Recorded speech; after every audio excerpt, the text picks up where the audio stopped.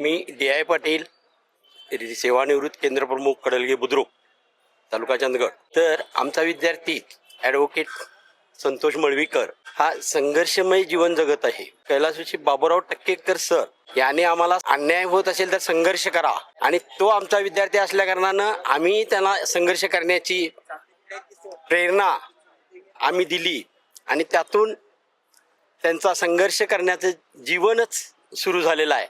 आणि त्यात काय वावगं नाही. शासनाच्या धोरणानुसार शेतकऱ्यांचे प्रश्न असो किंवा अन्य जनतेचे प्रश्न असो, EVS वगैरे, किंवा गोव्यामध्ये सुद्धा त्यांनी मला ऐकून माहिती आहे की गोव्यामध्ये विद्यार्थ्यांच्यावरती आलेला प्रसंग आहे.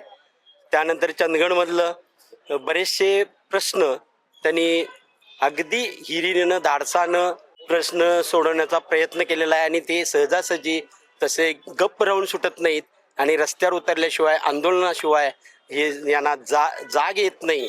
यासाठी आंदोलन करणं हे गरजेचं आहे, आणि म्हणून या अन्यायाची चीड त्यांच्या मनामध्ये निर्माण झालेली आहे, आणि ती चीड घालवण्यासाठी म्हणून रस्त्यावर येऊन आंदोलन करणे, शासनाकडून प्रश्नाची सोडवणूक करणे हे त्यांचं काम त्यांनी समाजसेवेला वाहून घेतल्यासारखं आहे.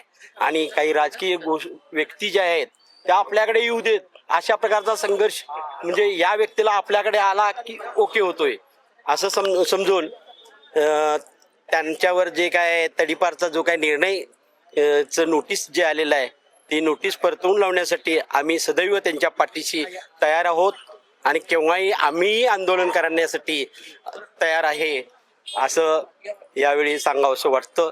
आणि प्रांतसाहेबांनी तडीपार करण्याचं नोटीस मागे घ्यावं, आणि त्यांना निर्भेडपणे व या आमच्या समाजामध्ये, आमच्या तालुक्यामध्ये वावरण्याचं धाडस पुन्हा द्यावं, अशा प्रकारची इच्छा या ठिकाणी व्यक्त करतो.